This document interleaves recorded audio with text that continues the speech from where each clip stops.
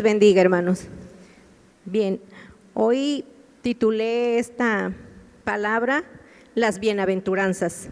Si me acompañan, por favor, al libro de Mateo, capítulo 5, versículo 1 al 4. Vamos a dar lectura alternada. Capítulo 5, versículo 1 al 4. Dice así la palabra: Viendo la multitud, subió al monte y sentándose, vinieron a él sus discípulos. Bienaventurados los pobres en espíritu, porque de ellos es el reino de los cielos. Unidos. Bienaventurados los que lloran, porque ellos recibirán consolación. Bien. Las bienaventuranzas no están dirigidas a los incrédulos, porque todas ellas convergen en el carácter de Cristo. Están dirigidas a los creyentes. El Señor nos invita a ser partícipes de ellas y a practicar estas cosas. Y puesto que denotan el carácter de Cristo, es complejo vivirlas, aún para aquellos que contamos con la gracia de Dios. No es para los incrédulos. Hay 7 bienaventuranzas que aluden directamente al carácter de Cristo. Están ordenadas en sentido ascendente y cada una le da paso a la otra. Son como una escalera que comienza en el primer peldaño hasta llegar a la 7ª, que señala el carácter de Cristo referente a los pacificadores. Los versículos 10 al 12 hablan acerca de las bienaventuranzas de ser vituperados y perseguidos por causa del Señor. Si no hemos sufrido persecuciones, es porque no hemos vivido las 7 primeras etapas, o lo hemos hecho en un nivel muy bajo. Por lo tanto, consideremos con atención estas palabras del Señor. El Señor dijo, viendo la multitud. Jesús siempre tuvo compasión de la gente. Aquí la multitud representa a aquellos que aún no son de Cristo. Jesús venía predicando el evangelio del reino en pueblos y aldeas, y le seguía mucha gente de Galilea, de Judea y del otro lado del Jordán. Y Jesús dijo, viendo la multitud. El Señor contemplaba a la multitud enferma, a la multitud cargada de tristezas y necesidades imperiosas, muertos en delitos y pecados. Luego Él sube al monte y les empieza a enseñar a sus discípulos, sabiendo que si ellos no son llenos de su misma vida y de su carácter, difícilmente podrán bendecir a los demás. Dichosos los pobres en espíritu. En el versículo 3 dice, bienaventurados los pobres en espíritu, porque de ellos es el reino de los cielos. Este es el primer escalón de las bienaventuranzas que conciernen al carácter de Cristo. Qué contradictoria es esta declaración. La palabra bienaventurados es sinónimo de dichosos, felices, gozosos. ¿Por qué son felices los pobres? Nosotros siempre asociamos la pobreza con debilidad o carencia. Pareciera contradictorio lo que Jesús dice. El Señor pone aquí énfasis en la pobreza espiritual. Nosotros solemos decir, somos ricos en Cristo, lo tenemos todo en Él. Esa es una revelación preciosa, pero aquí el Señor está hablando de otra cosa.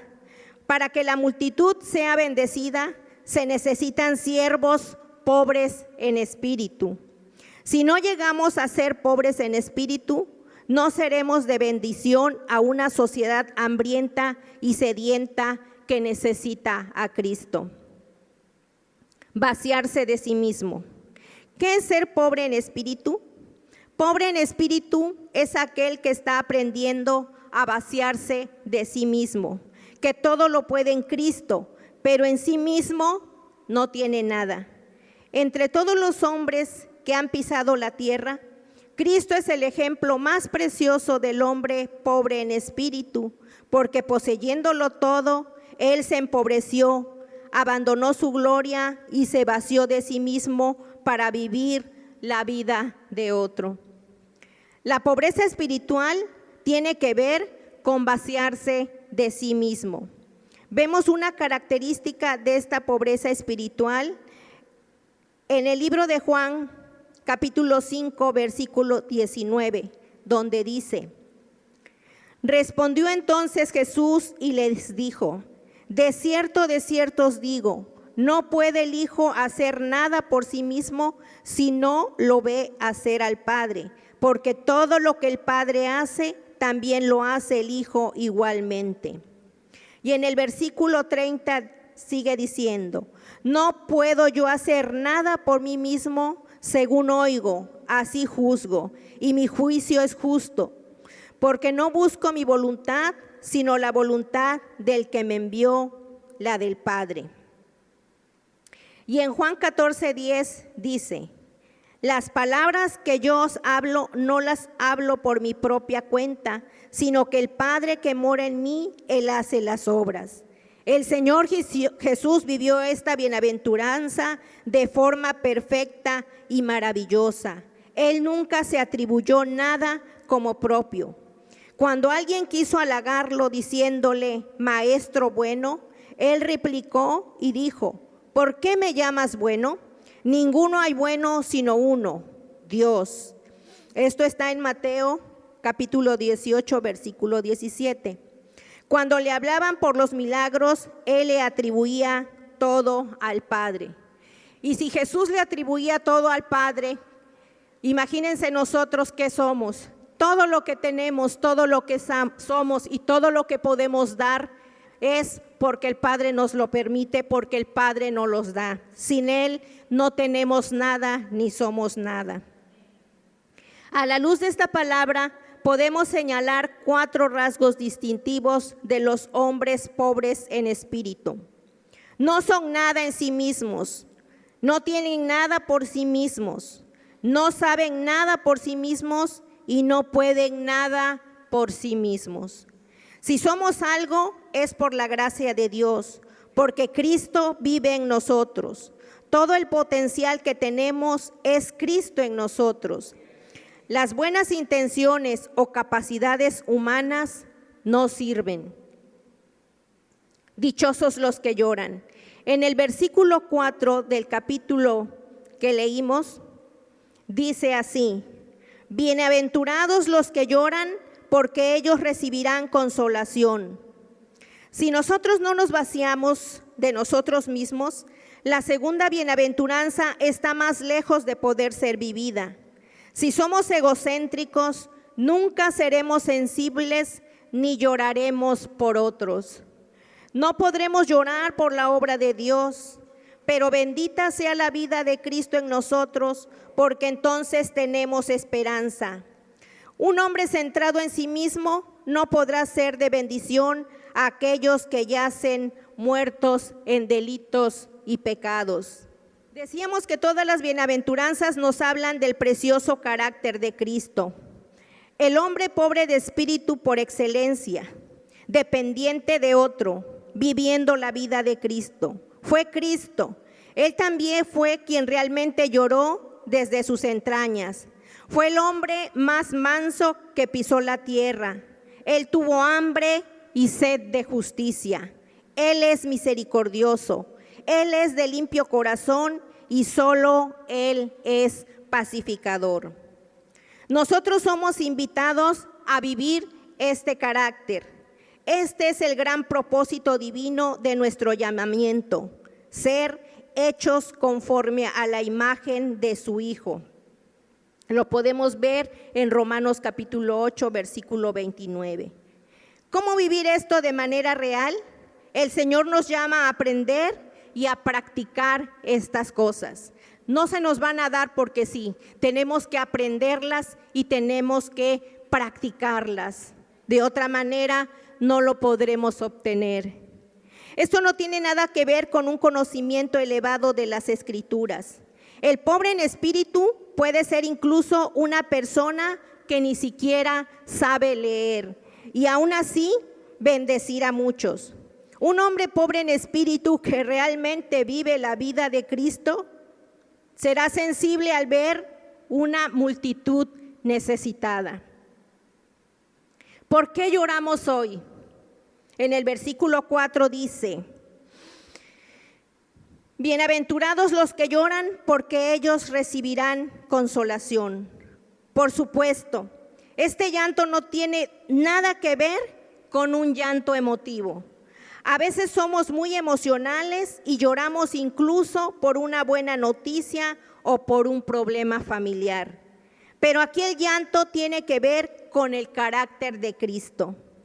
Jesús lloró. Esta referencia puede ayudarnos mucho para seguir sus pisadas. ¿Cuál es la motivación de nuestro llanto? ¿Por qué lloramos hoy? ¿Lloramos por nuestros pecados? Es verdad, también somos bienaventurados cuando nos arrepentimos de nuestras maldades.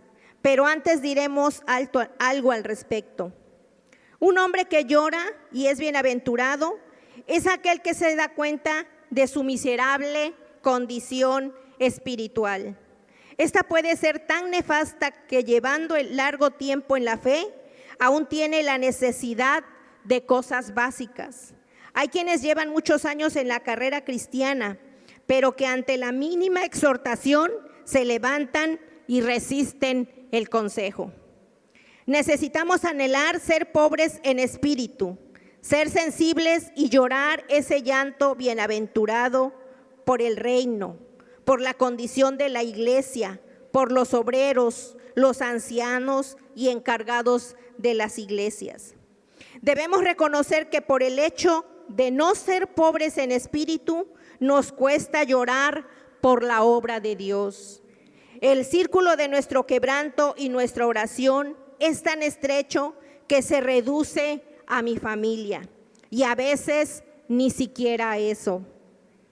Nos cuesta llorar por los hijos que están lejos del Señor. Nos cuesta llorar por la condición de la iglesia en la cual estamos congregándonos.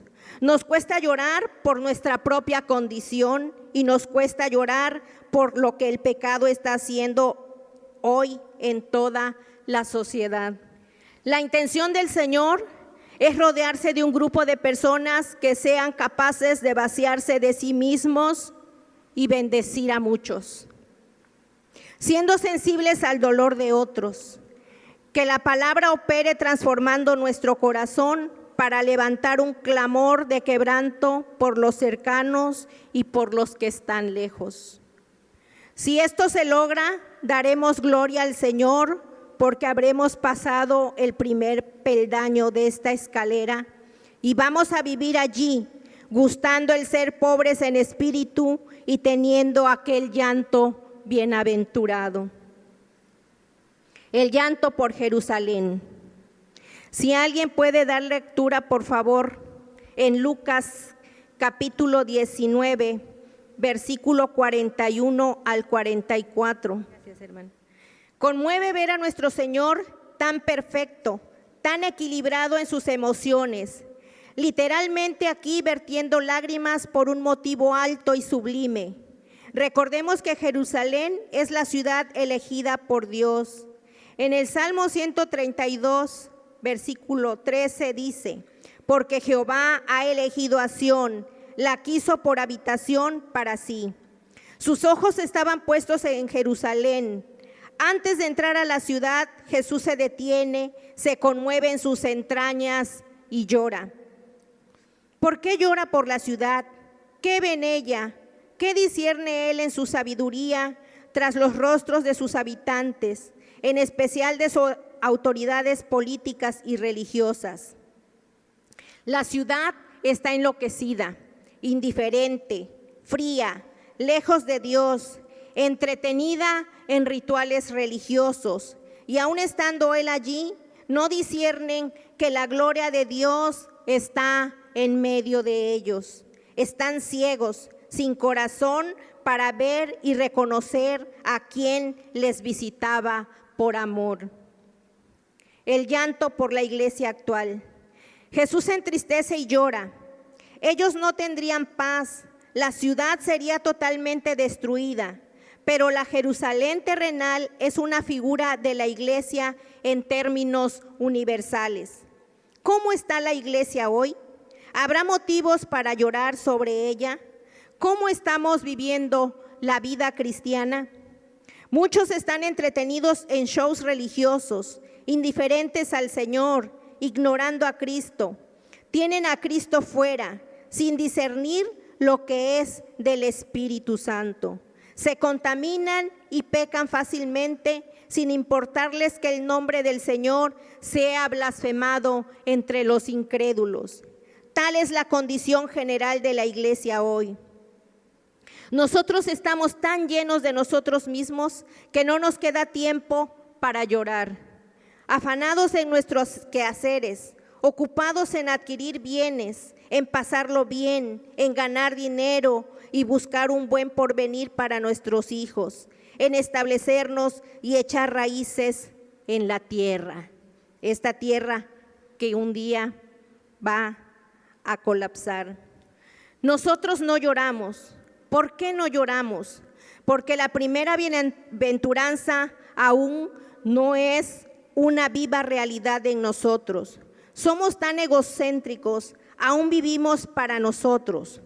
O estamos atareados en los aprendizajes bíblicos, llenándonos de conocimiento, pero cada vez más ególatras e insensibles.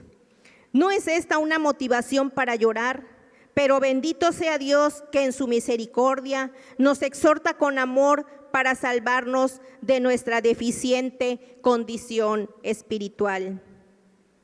Tal como el Señor profetizó, un general romano destruyó Jerusalén en el año 70. Él lloró por una ciudad que no le amaba. Nosotros tal vez podamos llorar por alguien que amamos y que nos quiere, pero tenemos amor para bendecir a quien no nos simpatiza. Jesús lloró por esa ciudad que le rechazaba. Solo si somos pobres en espíritu podemos ser sensibles y orar y llorar aún por nuestros enemigos. Que este mensaje nos sirva de inspiración para orar, para quebrantarnos y lograr el agrado del Señor. Jesús lloró por la condición nefasta de una ciudad. Nosotros lloraremos por una iglesia indiferente, quizás la misma donde estamos congregados. Tal vez a muchos allí no les interesa la centralidad de Cristo, sino otras cosas.